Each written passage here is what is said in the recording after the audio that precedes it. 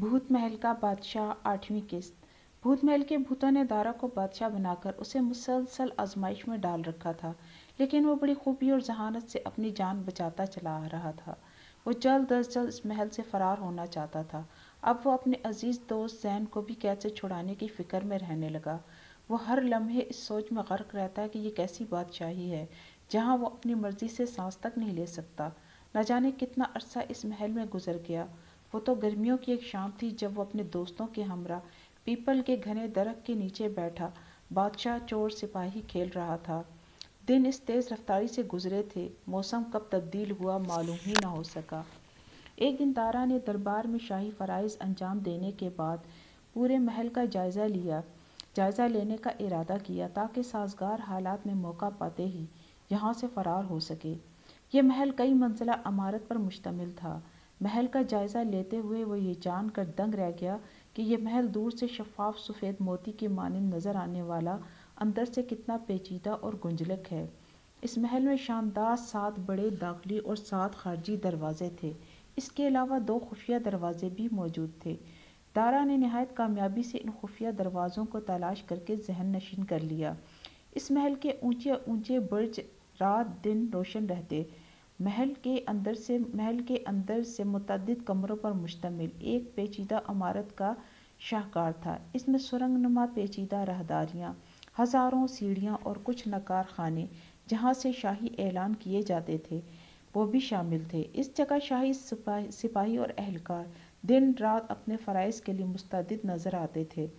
यहाँ से फरार होने में सबसे बड़ी रुकावट जिसे देखकर दारा निहायत परेशान और खौफज़दा था, वो एक वसी जगह पर पिंजरानुमा एक बहुत बड़ी इमारत थी जिसमें कई खूनखार शेर बंद थे। जब वो अपने गारनुमा मुँह खोलकर नुकीले दांतों के साथ गरजते और धाड़ते तो उसे अपना धड़कता हुआ दिल बंद होता हुआ महसूस होता। एक वसी पिंजरे में कई बड़े बड़े गिद्ध कैद थे। इसने अंदाज़ा लगाया कि ये गंजी गर्दनों वाले खूबसूरती से आरी परिंदे गिद्ध ही थे। गोया इन भूतों ने दारा को खौफज़दा और दहशत ज़दा रखने का मुस्तकिल बंदोबस्त कर रखा था। महल की सबसे आखिरी मंजिल के पोशीदा और खुफिया रास्ते सुरंगों से मुंसलिक थे। दारा ने पक्का इरादा कर लिया कि एक दिन वो इन्हीं रास्तों से फरार हो जाएगा। वो दिल ही दिल में गिड़गिड़ा कर अल्लाह से दुआएं मांग रहा था, या अल्लाह मुझे और मेरे दोस्तों सुल्तान और जैन को भी बखैर और आफियत इस महल और इन भूतों के चुंगल से निकलने में मदद फरमाइए। उसे मालूम नहीं था कि सुरंगों की दूसरी जानिब क्या है, लेकिन उसने अपने तय तमाम तर मालूमात अच्छी तरह जहन नशीन कर ली। अगले दिन दरबार में एक बार फिर दारा को एक नई मुश्किल में डाल दिया। दारा अपनी शाही मसनद पर शान से बराजमान था। मोरछल इसकी पुश्त पर हवा झल रहे थे। इसकी निशस्त के दाएं बाएं मौजूद शेर फर्माबरदारी से गर्दन झुकाए बैठे थे। तमाम दरबारी और वज़रा भी एहतराम से खामोश खड़े थे कि यकायक दरबार में किसी की आमद ने सबको चौंका दिया। दरबार में मौजूद हर शख्स ने ऊपर की जानिब देखा। एक तख्त हवा में उड़ता हुआ महल में दाखिल हुआ जिस पर काले कपड़ों में मलबूस एक शख्स सवार था। तख्त उड़ता हुआ अंदर दाखिल हुआ और दारा के सामने आकर ज़मीन पर रुक गया। वो शख्स तख्त से नीचे उतरा और एक फूंक से अपने ऊपर से स्याह लिबादा हटा दिया।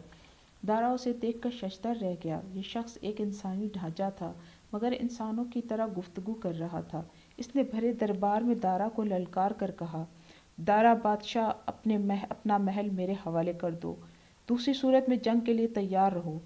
यह कहकर इसने सबको हैरत और परेशानी में डाल दिया और दारा से किसी जवाब का इंतज़ार किए बगैर ही तेज़ी से तख्त पर सवार होकर फ़िज़ा में उड़ता हुआ वापस चला गया। दारा ने तशवीश से चिपटी नाक वाले वज़ीर दिफा की जानिब देखा। वज़ीर ने दारा को बताया कि पहाड़ की दूसरी जानिब मुखालिफ कुव्वत इस महल पर हमला आवर होना चाहती है और ये शख्स हमारे दुश्मन कौम का सरदार है। ये कौम निहायत बेरहम और जालिम जंगली वहशी है। यह हमारे महल पर हमला करने के बहाने ढूंढ रहे थे। इनसे